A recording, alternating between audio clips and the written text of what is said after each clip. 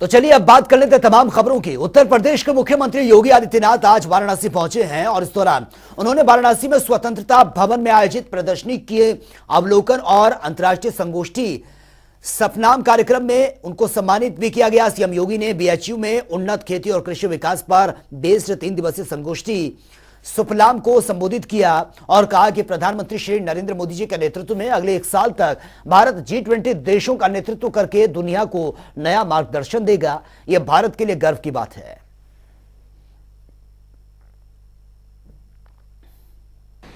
बाबा भैरवनाथ जी के द्वारा रक्षित धरती है।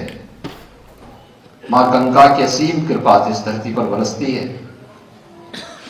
ये महामना की धरती है जो उनकी कर्म साधना की पवित्र धरती, अनेक ऋषि मुनियों, संतों, आचार्यों और सिद्धों की साधना से पवित्र धरती है। और आज देश ही नहीं बल्कि दुनिया को एक यशस्वी नेतृत्व प्रदान करने वाले भारत के यशस्वी प्रधानमंत्री श्री नरेंद्र मोदी जी की कर्म साधना की भी धरती है। इस अवसर पर आप सबका हृदय से स्वागत करता हूं। यह आजादी का अमृत महोत्सव वर्ष है और आजादी के अमृत महोत्सव के 100 वर्ष पर भारत ने बहुत सारी उपलब्धियां हासिल की हैं। ये संजोगी है कि जब भारत अपनी आजादी के अमृत महोत्सव वर्ष की आहट हुई थी, दुनिया में कोरोना की भी आहट सुनाई दे रही थी। दुनिया उसके सामने पस्त थी। दुनिया ने कोरोना जैसी महामारी के सामने अपने सारे यंत्र छोड़ दिए थे, पूरी तरह उसके सामने पस्त हो चुकी थी। और भारत लोकतांत्रिक मूल्य और आदर्शों का सम्मान करते हुए अपनी 140 करोड़ की आबादी को न केवल सुरक्षा दे रही थी बल्कि सुरक्षा कवच के रूप में स्वदेशी वैक्सीन विकसित कर रही थी। ये नए भारत की नई तस्वीर हम सबके सामने प्रस्तुत करती है। और वहीं समाजवादी पार्टी के ट्विटर हैंडल के संचालक मनीष जगन अग्रवाल की गिरफ्तारी के बाद अखिलेश यादव पुलिस मुख्यालय पहुंचे हैं, जहां पर उन्होंने कई अफसरों को आता देख उनके पास वो पहुंच गए और उसके बाद चाय मंगवाने लगे। इस पर अखिलेश यादव ने चाय पीने से इनकार कर दिया। उन्होंने कहा कि मैं यहां की चाय नहीं पीऊंगा, जहर दे दो, मुझे भरोसा नहीं है। जिसके बाद अखिलेश यादव पुलिस मुख्यालय से बाहर निकल गए। जिसके बाद सपा अध्यक्ष अखिलेश यादव का बयान यह सामने आया है। उन्होंने कहा कि पुलिस मुख्यालय में कोई सुनने वाला नहीं है और ना ही कोई जिम्मेदार पुलिस अधिकारी है। भारतीय जनता पार्टी की सरकार में भारतीय जनता पार्टी की सरकार में न्याय की उम्मीद मत करिए। भारतीय जनता पार्टी की सरकार में न्याय की उम्मीद मत करिए।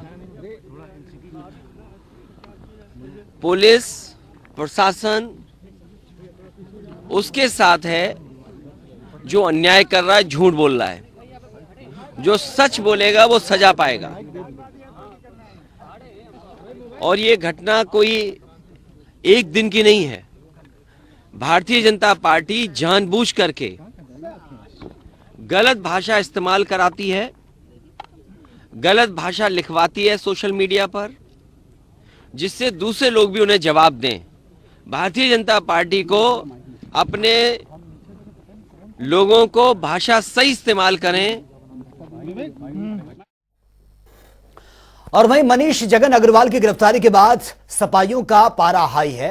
अब सपा ने ऋचा राजपूत के ट्वीट के स्क्रीनशॉट निकाले हैं और इस ट्वीट में मैनपुरी से सांसद डिंपल यादव पर अभद्र टिप्पणी की गई है। इसके बाद बीजेपी युवा मोर्चा की डिजिटल मीडिया प्रभारी ऋचा राजपूत पर एफआईआर दर्ज हुई है। यह एफआईआर समाजवादी पार्टी के प्रदेश अध्यक्ष नरेश उत्तम पटेल ने दर्ज कराई है। आपको बता दें कि इससे पहले ऋचा सिंह राजपूत ने सपा के सोशल मीडिया संचालक के खिलाफ एफआईआर दर्ज करवाई थी। और वहीं समाजवादी पार्टी के मीडिया सेल संचालक मनीष जगन अग्रवाल को रविवार सुबह हजरतगंज पुलिस ने गिरफ्तार कर लिया और इसको लेकर ADG law and order Prashant Kumar ने प्रेस कॉन्फ्रेंस कर कहा है कि पुलिस मुख्यालय के बाहर प्रदर्शन पर यह कार्रवाई होगी और धरना प्रदर्शन के लिए अलग जगह निर्धारित की गई है। यहाँ पे जो लोग उपलब्ध थे उनसे उनकी वार्ता हुई तथा स्थानीय पुलिस के वरिष्ठ अधिकारी भी तत्काल मौके पे आए राष्ट्रीय अध्यक्ष जी के द्वारा ये जानने का, उनके द्वारा ये प्रश्न किया गया कि समाजवादी पार्टी मीडिया सेल से जुड़े एक व्यक्ति मनीष जगन अग्रवाल को क्यों पुलिस ने डिटेन किया है। इस संबंध में उन्हें सभी बातें बताई गई कि उपरोक्त व्यक्ति के खिलाफ एक नामजद अभियोग तथा मीडिया सेल के खिलाफ 2 अन्य अभियोग पंजीकृत हैं, जिसकी विस्तृत विवेचना इलेक्ट्रॉनिक फुटप्रिंट तथा सर्विस प्रोवाइडर से सभी सूचनाएं एकत्रित करने के बाद से उसकी गिरफ्तारी की गई है। उनको ये भी जो विभिन्न धाराएं उन अभियोगों की हैं उसके बारे में भी अवगत कराया गया। पुलिस के द्वारा जो भी कार्रवाई की गई है वो विधिक एवं नियमानुसार की गई है। उपरोक्त व्यक्ति के द्वारा समय समय पे मर्यादाओं। और इस वक्त की बड़ी खबर से आपको अपडेट करवा देते हैं। इस वक्त की ये बड़ी खबर सामने आ रही है, ये बड़ी खबर आप तक पहुंचा रहे हैं। पीएमओ ने जोशीमठ की स्थिति पर बैठक की है, ये बड़ी खबर आप तक पहुंचा रहे हैं। जोशीमठ पर हाई लेवल समीक्षा की गई है क्योंकि जोशीमठ में बहुत ही सेंसिटिव स्थिति बनी हुई है। एनडीआरएफ एसडीआरएफ की 4 टीमें जोशीमठ वो पहुंची है। प्रभावितों को सुरक्षित जगहों पर ले जाया जा रहा है जितनी जल्दी हो सके। और ज्यादा जानकारी के साथ सहयोगी पूजा मोहन पांडे इस वक्त फोन लाइन पर हैं। पूजा, स्थिति बहुत ज्यादा सेंसिटिव बनी हुई है, जितना जल्दी हो सके उतना जल्दी कदम उठाने की बात इसमें सामने आ रही है। फिलहाल खबर यही है कि बैठक चल रही है इस वक्त। बिल्कुल ही बैठक खत्म हो चुकी है। सचिन, मैं तमाम दर्शकों को अपडेट दे दूं। पीएमओ ने जोशीमठ की स्थिति को लेकर के हाई लेवल समीक्षा की थी, जिसमें एनडीआरएफ एसडीआरएफ समेत 4 टीमें गठित करने की बात कही गई है। साथ में ये भी तमाम दर्शकों को बता दें कि प्रभावित परिवारों का जो वहां से उनको स्थानांतरित करने का काम था, विस्थापित करने का काम था, जिस पर लगातार मीडिया हाउसेज सवाल पूछ रहे थे, विपक्ष सवाल पूछ रहा था, वो काम शुरू हो चुका है। ये सबसे बड़ी राहत की बात है। लेकिन हाँ, 20 से 25,000 लोग हैं जिनका वहां से उनको विस्थापित करना है, वो अपने आप में बहुत बड़ी चुनौती होगा। सचिव सीमा प्रबंधन और एनडीएमए के सदस्य कल पहुंचने वाले हैं, उत्तराखंड का दौरा करेंगे, स्थिति का जायजा लेंगे और वो रिपोर्ट केंद्र तक पहुंचाई जाएगी। तमाम दर्शकों को ये भी इन्फॉर्मेशन में देना चाहूंगी, जल शक्ति विभाग ने कल एक टीम गठित की थी जो कि 3 दिनों के अंदर केंद्र सरकार को रिपोर्ट तलब करेगी। आज साथ में सीएम पुष्कर सिंह धामी की अगर बात करें तो उन्होंने भी प्रधानमंत्री से बात करी थी। प्रधानमंत्री का उनका कहना था कि प्रधानमंत्री ने उनसे तमाम अपडेट्स ली हैं और ये कहा है कि माइन्यूटली स्टडी कीजिए और सबसे बड़ी बात यह है कि शहर को किस तरीके से बचाया जाए, क्योंकि हम सभी जानते हैं जोशीमठ शंकराचार्य की जमीन है, ज्योतिर्मठ के तौर पर उसको जाना जाता है और उसका सांस्कृतिक महत्व है, साथ में लोगों की जिंदगियां तो हैं ही हैं। ठीक है, चलिए पूजा, बहुत बहुत शुक्रिया फिलहाल आपका इस तमाम जानकारी के लिए। तो ये बड़ी खबर से आपको अपडेट करा रहे हैं। आपको बता दें कि हाई लेवल की मीटिंग इस पर जो चल रही थी वो खत्म हो चुकी है और पल पल की अपडेट लगातार इस पर ली भी जा रही है, क्योंकि जोशीमठ से जो तस्वीरें सामने आ रही हैं बहुत ही डराने वाली और विचलित कर देने वाली वो तस्वीरें हैं। और हमीरपुर में अस्पताल का उद्घाटन करने के बाद प्रभारी मंत्री ने पत्रकारों से बातचीत की है। हल्द्वानी के बनफूलपुरा मामले में कहा है कि जमीन खाली करवाने के मामले में सुप्रीम कोर्ट से जो फैसला आया हम उसका सम्मान करते हैं, लेकिन रेलवे की जमीन पर कब्जा करने का ये कोई नया मामला नहीं है। 75% लोग आज भी रेलवे की जमीन पर कब्जा किए हुए हैं और झुग्गी झोपड़ी बनाकर रह रहे हैं। ये घटना हुई है कई दिनों से ट्विटर हैंडल पर, जो ट्विटर हैंडल चला रहे थे समाजवादी पार्टी के लोग, उनके द्वारा काफी असभ्य तरीके से लिखा जा रहा था। एक लड़की के बारे में भी लिखा गया और उसी लड़की के आरोप से मुकदमा कायम हुआ। अब मुकदमा कायम होने पर अगर कोई गिरफ्तारी हुई मर्डर की, बलात्कार करने की, तो फिर पुलिस तो मुकदमा लिखेगी। कानून तो सबके लिए। और वहीं केंद्र एवं राज्य सरकार की कोशिश है कि जेल में निरुद्ध कैदियों को सही राह पर लाया जाए। जब वो जेल से बाहर आए तो सम्मान के साथ अपना जीवन यापन करें और अपने परिवार का पालन पोषण करें। अगर बंदियों को रोजगार मिलेगा तो निश्चित तौर पर अपराध का तरफ वो रुख नहीं करेंगे, इसलिए उन्हें जेल में ही प्रशिक्षण दिया जा रहा है। आज़ादी के अमृत महोत्सव के अंतर्गत ग्रामोद्योग द्वारा यहाँ पर एक प्रदर्शनी आयोजित की गई है, जिसके माध्यम से जो ग्रामीण क्षेत्र के उद्योग है उनको बढ़ावा मिलेगा। आप पीछे दर्शन किस तरीके से यहाँ प्रदर्शनी किया गया। ये 10 दिन तक लगेगी और इसमें तमाम देहात क्षेत्र से जुड़े हुए उत्पादों को यहाँ पर बेचा जाएगा और उसकी प्रदर्शनी लगाई गई है। और सबसे बड़ी जो खास बात है, हम आपको दर्शकों को बताना चाहेंगे कि जो आगरा की जेल है, फिरोजाबाद है, हाथरस है और तमाम यहाँ के जो कैदी होते हैं, बंदी होते हैं, उनके माध्यम से भी यहाँ पर कुछ उत्पाद बनाए गए हैं और उनको भी यहाँ पर प्रदर्शित किया गया। उनसे बात करेंगे। सर, किस तरीके का यहाँ पर उत्पाद बनाए गए हैं? हाँ सर, ये केंद्रीय कारागार आगरा से हमारे डीआई साहब श्री राधा कृष्ण मिश्रा जी के आदेश से मतलब जो है और मंत्री जी के सौजन्य से मतलब जो हम लोग ये नहीं, क्या क्या है यहाँ पर? कहाँ ये लकड़ी का फर्नीचर है, कुर्सी है ये, और बच्चों के छोटे आइटम और गमला स्टैंड, ये चीज़ें, pen stand, setup box stand, ऐसी चीज़ें मतलब बंदियों द्वारा निर्मित चीज़ें हैं यहाँ पर। हाँ, कुछ कंबल और जिला कारागार मेरठ से फुटबॉल स्पोर्ट्स का सामान है और ये गर्म कपड़े। मथुरा जिला कारागार से भगवान जी की पोशाक और पूजा वाले ये पोशाक, बाके बिहारी की पोशाक, साड़ियाँ भी बनाई जा रही हैं। जी साड़ियाँ, ये सब बंदियों द्वारा निर्मित है। अब देखिए किस तरीके से जो आगरा का केंद्रीय कारागार है, मेरठ में है या मथुरा के अंदर है, फिरोजाबाद में है, जो बंदी हैं जेलों के अंदर, उनके द्वारा भी यहाँ पर एक तरीके का प्रदर्शनी की गई है। आपने जो उनके माध्यम से जो काम किया जाता है, तो आप देख सकते हैं कि भारत सरकार लगातार छोटे उद्यमियों को बढ़ावा देने के लिए इस तरीके की प्रदर्शनी आज की जाती है। और आप मैं साथी से कहूँगा को प्रदर्शनी को दिखाएं कि किस तरीके से यहाँ पर ये छोटे छोटे जो देहात क्षेत्र में काम किए जाते हैं, उनके द्वारा यहाँ पर ये प्रदर्शनी आज की गई। निश्चित तौर पर ऐसी प्रदर्शनी ग्रामीण उद्योग को बढ़ावा देने के लिए एक अच्छा कदम है और इसका उद्घाटन जो केंद्रीय राज्य मंत्री हैं प्रोफेसर एसपी बघेल उनके द्वारा किया गया है। तो आने वाले समय में ऐसे प्रदर्शनी आयत होती रहनी चाहिए, जिसके माध्यम से जो छोटे व्यापारी हैं, छोटे उद्यमी हैं, ग्रामीण क्षेत्र के उद्यमी हैं, उनको बढ़ावा मिल सके। प्रादीप रावत, जनता टीवी, आगरा।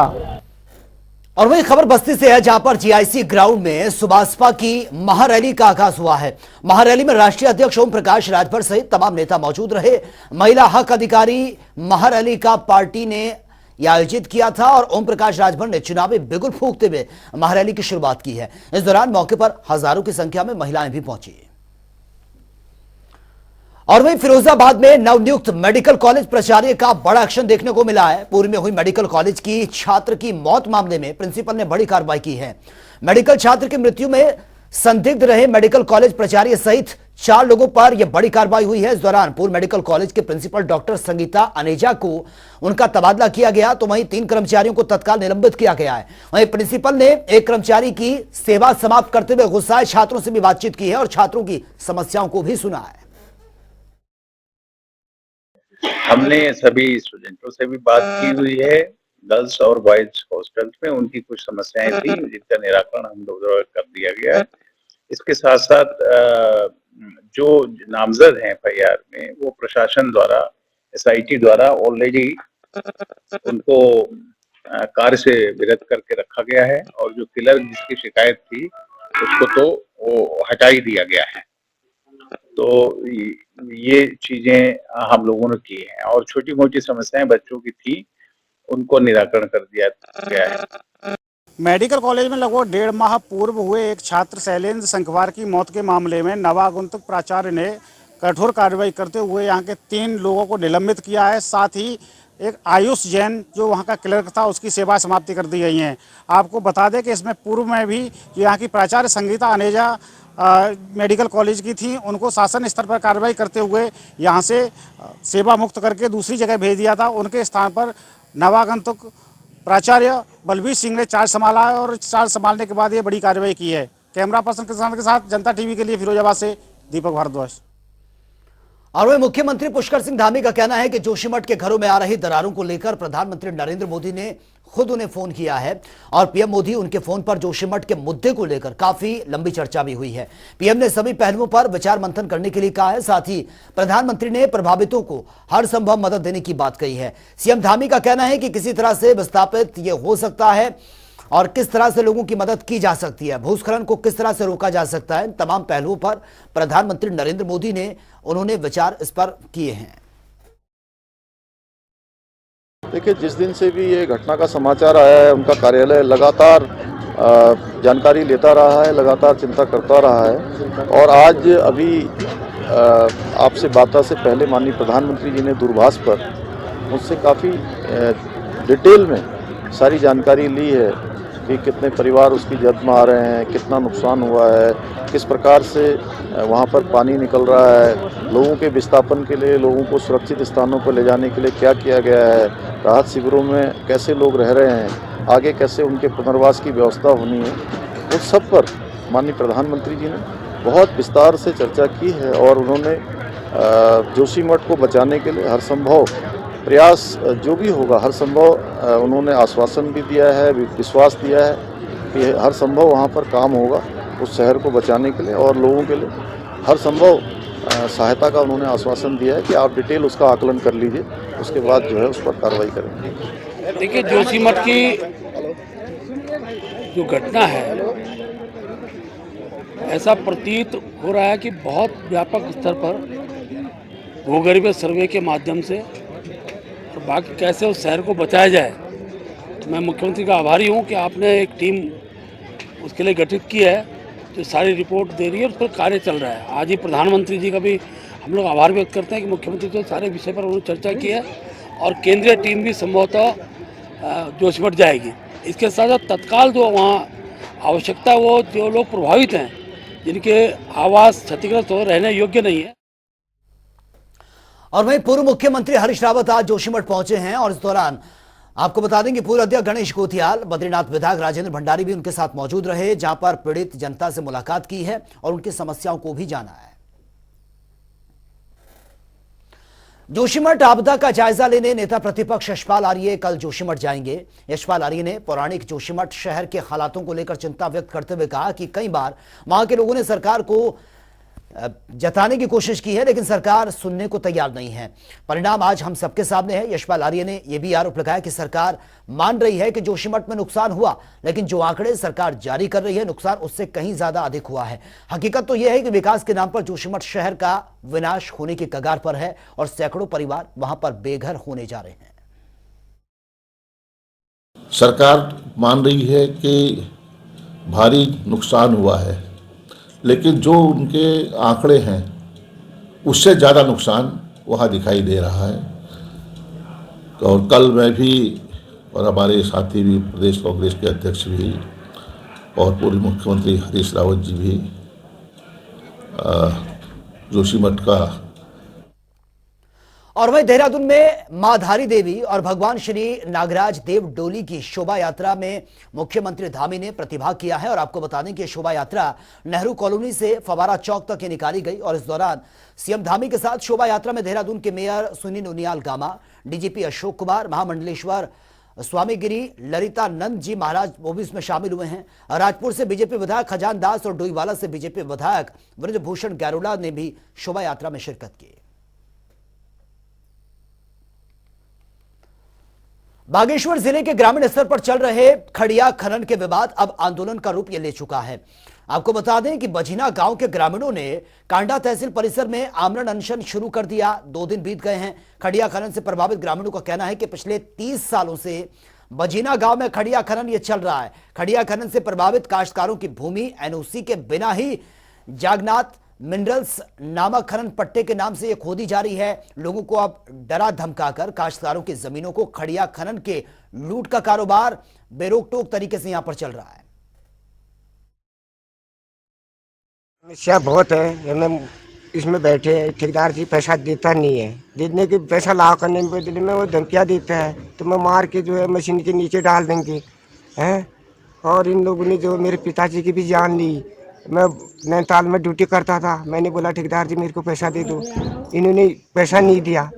मैं क्या करता, मैं घर आ गया। घर के जाने के बाद मेरे पास पैसे नहीं थे वहाँ ड्यूटी करने के लिए। उसके बाद भी जो है मैं माइन में गया। माइन में गया तो ये लोग जो इकट्ठे हुए ठेकेदार लोग के, अब वो भी ठेकेदार उसी टाइम पे वहीं पर था। उसने ये बोला कि दूसरे खेत मालिक ने उसने बोला कि ये लोग आते हैं तो इनको जो है हल्ला गुल्ला करते हैं, तो अपने आशे बुलडोजर के मशीनों को फोड़ो और इनको जो है तुरंत जो है सजा दिलाओ, जहाँ इनका काला पानी भेज दो इनको बोल। तो यह 30 साल मन का ये जमीन इनार खड़खान लगते हुए है ज्ञान। तो इसी सालन में हमन कोई डबल न मिल, और हमें वहाँ जोन जबू तुम कहाँ जा रहे हो, क्या जा रहे हो, कहाँ है तुम्हारा खेत, या सोने हो तो मिल के करण किसू 30 साल बेरी कीमत हमारे जमीन अन्य ले जबू, एक बोरी ले हमारे 6 महीना अंदर हो जबू 30 साल लगा लियो हिसाब। ये तो हमार हालत कर रखे इन लोग ने। और अपन बिल्डिंग बना पे हल्द्वानी में बिल्डिंग, इनके पास इतना पैसा कहाँ से आ रहा है अंदर। हल्द्वानी में बिल्डिंग, नैनीताल में बिल्डिंग, वहाँ किसिया में बिल्डिंग, इतने बिल्डिंग कैसे बन रहे हैं। यह सब गरीबों जमीन खोद भी बनी। आज हमें दूसरा दिन आमरण अनशन में बैठे हुए हैं।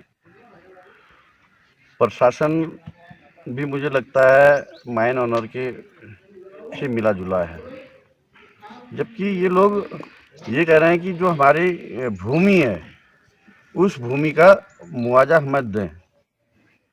से इनको कोई पैसा नहीं दिया। कभी ये बताते हैं कि कभी एक गेहूं का बुरा दे दिया होगा और यही आपका बनता है।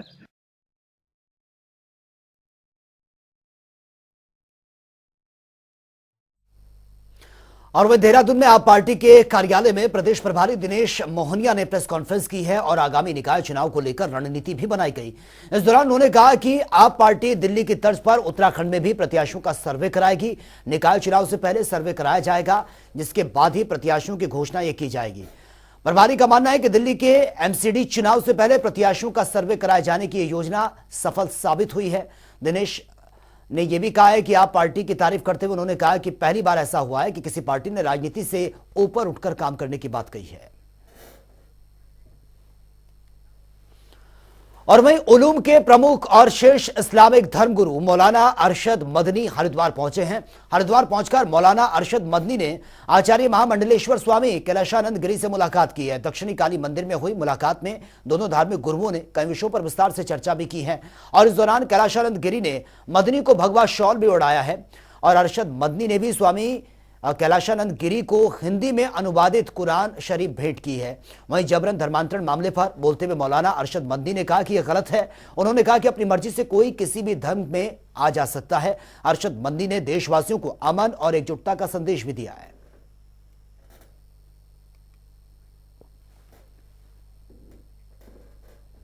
तो फिलहाल इस बुलेटिन में मेरे साथ तमाम खबरों के लिए आप बने रहिए जनता टीवी के साथ। नमस्कार।